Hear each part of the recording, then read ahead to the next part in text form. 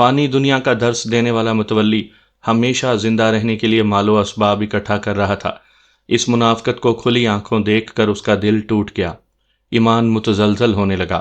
سبز چولے پہنے، گلے میں تسبیحیں ڈالے، سبحان اللہ کا ورد کرنے والے فقیر متولی سے زیادہ دنیا دار تھے۔ لنگر کی تقسیم کے وقت ہر فقیر سبحان اللہ کا ورد بھول کر اپنے لیے اچھی روٹیاں اور بڑی بوٹیاں جھپٹنے کے چکر میں ہوتا تھا۔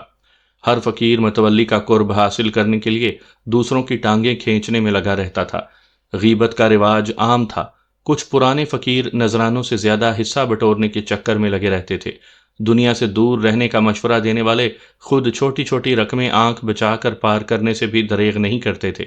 وہ ترک دنیا کی طلب میں راہ فرار حاصل کرنے کے لیے فقیر بنا تھا۔ مزار کو دنیا سے غیر متصل جگہ سمجھ کر پناہ گزین ہوا تھا، مگر یہاں بیٹھ کر اسے پتہ چلا کہ یہ مزار دنیا سے الگ نہیں